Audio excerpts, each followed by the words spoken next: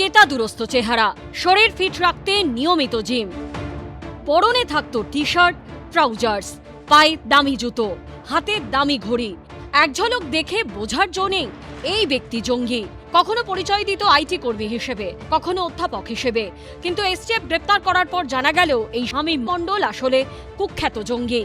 তারপর থেকে ধৃত জঙ্গির সম্পর্কে উঠে আসছে একের পর এক চাঞ্চল্যকর তথ্য। এসটিএফ সূত্রে খবর, ইনস্টাগ্রাম, মেসেঞ্জার, হোয়াটসঅ্যাপ, এক্স হ্যান্ডেলের পাশাপাশি একাধিক সিক্রেট অ্যাপে পাকিস্তানে যোগাযোগ করত এই জঙ্গি। যোগ ছিল পাকিস্তানের গুপ্তচর সংস্থা আইএসআই এর সঙ্গে। পাকিস্তানি জঙ্গি শাহজাদ ভাটের ঘনিষ্ঠ ধৃত এই শামীম মণ্ডল।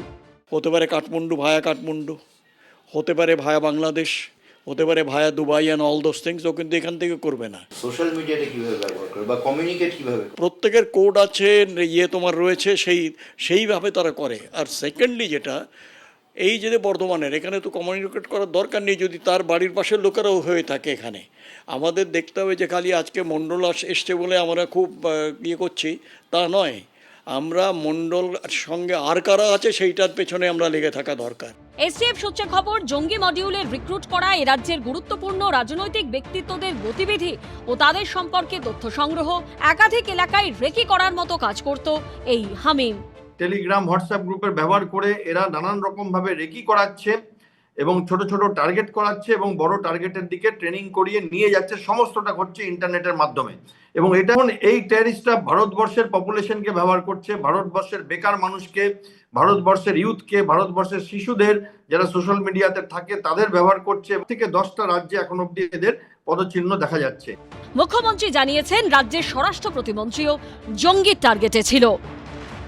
আওয়ার এমওএস উমেশ রাই অলসো এই স্ক্যানারের মধ্যে ছিল। আমার কাছেও কয়েকটি থ্রেট এসছে। আমাকে পাকিস্তানি একটা এজেন্সি থেকে অনেকবার আমাকে থ্রেট করেছে, আমার ছেলেকে কিডন্যাপ করার থ্রেট করেছিল।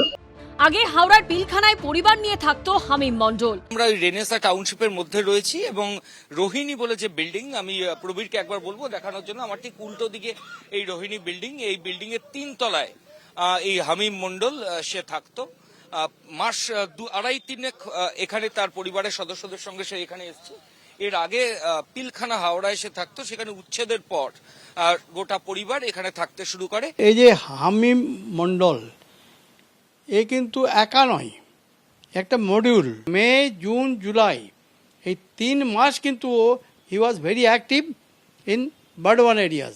ওরা একটা ওয়ে আউট করছে যে কীভাবে একটা রিটালিয়েট কীভাবে করা যায়। ধৃত শামীম মণ্ডলের আদি বাড়ি পূর্ব বর্ধমানের মন্তেশ্বরে, সেখানকার ভোটারও সে।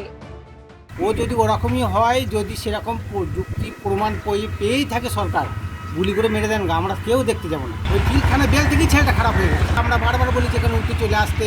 ধৃত শামীম মণ্ডল সম্পর্কে যেসব তথ্য এখনো পর্যন্ত উঠে আসছে তা পুলিশ ও গোয়েন্দাদের কপালে চিন্তার ভাঁজ ফেলতে যথেষ্ট। ধৃত জঙ্গির রেডারে আর কে কে ছিলেন, কাদের ব্যাপারে তথ্য সংগ্রহ করছিল ধৃত জঙ্গি শামীম মণ্ডল, কোন কোন জায়গায় সে রেকি করেছে, সেসব তথ্য কাদের পাঠানো হয়েছে, বড় কোনো নাশকতার ছক কষা চলছিল। ধৃত জঙ্গি শামীম মণ্ডলকে জেরা করে এখন সেই তথ্যই পেতে চাইছেন তদন্তকারীরা। ময়ূখ ঠাকুর চক্রবর্তী, ঐশী মুখোপাধ্যায় ও ঝিলম করঞ্জায়ের রিপোর্ট, এবিপি আনন্দ। এবিপি আনন্দ, এগিয়ে থাকে, এগিয়ে রাখে।